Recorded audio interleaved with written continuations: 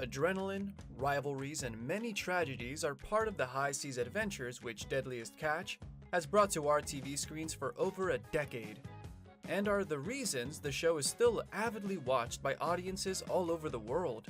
However, sometimes not even the on-screen drama can compare to some of the unfortunate events which take place to the show's crews when cameras are off. The latter rings very true when it comes to the Time Bandit, as the many legal issues have certainly taken a toll on the ship and the Hillstrand brothers. So, is it true that they were sued by a former crew? And what other legal issues have the Hillstrands had? Keep with us to know all about the lawsuits faced by the Time Bandit and other ships in the show. While the drama on board the ships might be the main attraction of Deadliest Catch, there's no forgetting how dangerous and enduring the profession of commercial fishing is. That being said, while most of the life-threatening situations are related to exhaustion, harsh weather conditions, and illnesses, the accident which led to a long, drawn-out legal battle between the Hillstrand brothers and a crabber was completely different from those. It all happened in early 2013 when the Time Bandits' then-captain Andy Hillstrand ordered deckhand David Beaver Zielinski to launch fireworks aimed at the vessel known as the Cape Caution, commanded at the time by fellow Deadliest Catch star Bill Wichrowski. According to reports, the fireworks belonged to the Hillstrands brand OC Fireworks and were meant to celebrate a playoff game of Andy's favorite American football team, the Seattle Seahawks. However, things took a horrific turn when the device exploded before time, severely injuring Zielinski's right hand and forearm as the detonation apparently shattered his forelimbs' bones. Zielinski was taken to a clinic in Alaska and then underwent surgery in Seattle. The accident cut short his decades-long career as a fisherman, leading him to file a lawsuit against New Era Alaska Inc. and the Time Bandit, both companies owned by the Hillstrands. Some of the most relevant points presented in the lawsuit filed against the Time Bandit were related to Andy Hillstrand's apparent negligent attitude around the incident which maimed David Zielinski's hand. As admitted by Captain Andy, he was preoccupied watching a football game when the unfortunate incident occurred, which led to Zielinski's lawyers to assert his negligence was a gross dereliction of duty. As well, Jonathan Hillstrand admitted in court that he'd suggested Zielinski claim that his injuries were caused by a fishing-related accident instead of a fireworks explosion. I thought that by stating that Dave was injured in traditional fishing activities, we could make it more likely that our insurance would cover Dave's injuries. Though he also affirmed his brother Andy had talked him out of that idea. While Zielinski's lawsuit was filed under the argument that the accident has led to financial struggles due to his inability to work properly, the Hillstrands' lawyers claimed that the plaintiff's recovery was successful enough to land him a 50 per hour contract in the metalworking industry. Nonetheless, in 2017, a Seattle jury determined that Zielinski was owed $2.7 million in compensation, half of what he initially asked. Although the Hillstrand brothers' company, New Era Alaska, was ordered to compensate former Time Bandits deckhand David Zielinski, that apparently wasn't negative for their brand. As seen on the website of the Indiana state-based business, OC Fireworks is still distributing all types of pyrotechnics around the US, taking pride in their ability to have in store some of the hottest and most recognized brands at the lowest prices available. While it's not far-fetched to think that Zielinski's legal battle against their company had some temporary negative effects on their company and reputation, the fireworks industry has evidently proven to be quite a profitable side business for the Hillstrands. Regardless of how tough the lawsuit faced by the Hillstrands was, this wasn't the first time the Time Bandits co-captains were involved in legal issues since debuting in the show. Actually, the brothers were sued a couple of years prior by Discovery Communications for allegedly not fulfilling their contract obligations with the network. It all goes back to mid-2010 when the brothers filmed the first part of a Deadliest Catch spin-off entitled Hill Stranded. However, as the time set for the second filming period approached, communication between the brothers and Discovery's producers became increasingly difficult, to the point that the network sued the Hillstrands in September that year for not completing the show's filming, allegedly causing millions in loss to Discovery. As the relationship with the network became muddy, the Hillstrand brothers quit Deadliest Catch and claimed the $3 million lawsuit filed against them was as Deadliest Catch captains. And yet, this is the figure Discovery is trying to extort from these men, as the brothers' lawyer Jeff Cohen affirmed.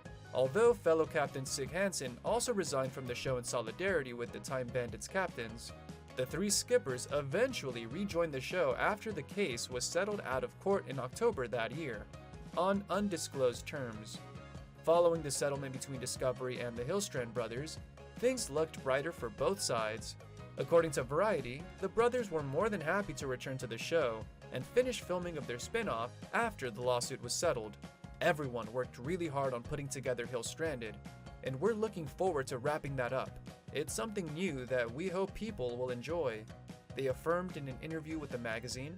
With their relationship with the network back in place and a seventh Deadliest Catch season ahead, the brothers finished filming their spin-off soon afterwards. The TV special in April 2011 under the title Alaskan Monster Hunter: Hill Stranded focused on the brothers' efforts to discover what's behind some of the most famous and intriguing monster legends of the Alaskan seas. Though the Hillstrand's mission to catch a mythical creature roaming underwater was a far cry from the usual Deadliest Catch storylines, the audience was pleased to see two of their favorite skippers back on the screen. Aside from the legal issues faced by the Hillstrands, they were also involved in an unusual and unfortunate event in 2012. As it happened, in 2009, a teenager named Thomas Doty was diagnosed with bone cancer known as osteosarcomas, the expensive treatment of which took a toll on his family. Captain Jonathan Hillstrand, a friend of Thomas's family and neighbor, spread the word about the young man's case on social media to collect funds for his $250,000 medical bills, and so help the bankrupted family. Soon afterwards, a woman who introduced herself as Jonica Ellis contacted the Doty family and promised to pay for the bills before disappearing completely after a month. Thomas eventually received the necessary treatment but unfortunately died in December 2012. While the woman's identity was most likely fake, she was apparently using Thomas's case to get closer to her favorite Deadliest Catch skipper. According to Hillstrand, a couple of months prior to falsely promising the money for Thomas's treatment, Ellis contacted the captain through Twitter several times, affirming her love for him, though she also failed to meet him in person. The series of unfortunate events left a bitter taste in everyone's mouth, as they considered Ellis had taken advantage of the family situation. "I hate the internet. I pretty much hate people because of this," affirmed Captain Hillstrand. Following the line of unfortunate events related to the Time Bandit, it's impossible to forget one huge loss faced by the vessel's crew. As many loyal Deadliest Catch viewers might remember, Justin Tennyson was a recurring star in the show, who also appeared in spin-offs such as After the Catch and Inside the Catch. Though he was a dedicated deckhand, Justin spent time off from crabbing seasons with his family and career as an engineer on mainland. Unfortunately, the 33-year-old father passed away on the 22nd of February 2011, while in a Homer's Inn named Best Western Bidarka in Alaska State. According to police reports, officials arrived at the place after receiving a call from the inn staff and found Justin unresponsive in his room. As it was suspected that a party took place in Justin's room the night before his death, due to the traces of marijuana and alcohol bottles found in it. The autopsy ultimately revealed complications of sleep apnea actually caused Justin's passing. In a heartfelt statement posted on the ship's website, the Time Bandit's crew sent condolences to his family and described Justin as tough as a bull and was an all-around good hand. Justin was cremated, and his ashes were scattered on the Alaskan Sea. The Time Bandit wasn't sold, but was close to leaving the ownership of the Hillstrands brothers forever.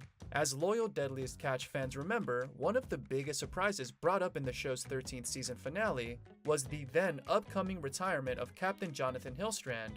While many thought the Time Bandit was near its end, fans were surprised to see Jonathan and the whole ship crew back on the Bering Sea a couple of months after the announcement. However, the ship wasn't in the next Deadliest Catch season, premiered in 2018, and more bad news followed later that year, when Captain Jonathan announced on social media that Time Bandit's engine exploded for no apparent reason, marking his first time in 38 years to lose a crab fishing season, immediately turning off fans' hopes of seeing the ship on screen for a 15th season.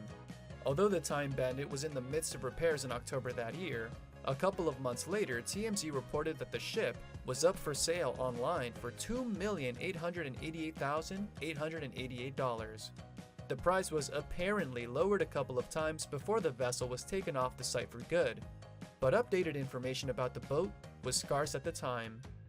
Given how popular and well-liked the Hillstrands are by the Deadliest Catch audience, it wasn't surprising that a long debate regarding the Time Bandit's fate ensued on social media. While some theorized that Neil Hillstrand's ongoing divorce might have influenced his brothers to sell the boat to cover court expenses, others speculated that the reason behind the sale was prompted by the family's inability to cover the Time Bandit's then recent mechanical issues.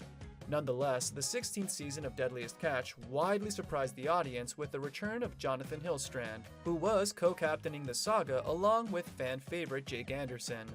While the Time Bandit was nowhere in sight, the hopes of seeing the whole Hillstrand clan back again on TV was prompted by the news that the Time Bandit was still owned by the family. Later in the 17th season, the boat made its long-awaited return to the show, with a seemingly renovated engine and some evident fixings to its exterior. Although it's fortunate that the Time Bandit is nowadays active, there are still many questions regarding the reason why Jonathan Hillstrand went back on his word about retiring.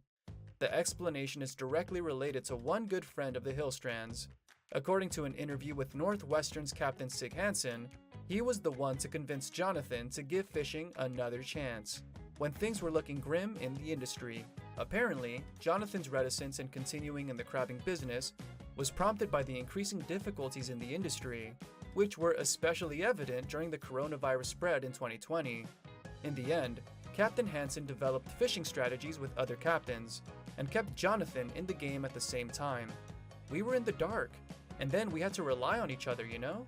Which was a really different situation, Hansen said to Fox News, admitting that collaborating brought him back memories of the good old days. While it's great to know Hansen's advice kept Jonathan in the business, the apparent constant changes and difficulties faced by the captains on the Bering Sea are concerning to say the least. However, how much this situation affects the industry and Deadliest Catch is yet to be seen. Thank you for spending some time with us. Make sure to like and subscribe so you never miss another video. We also handpicked these videos which we recommend you watch next. You can talk to us on all social medias or ask a question in the comments below. Thank you for being with us, and we'll see you back tomorrow.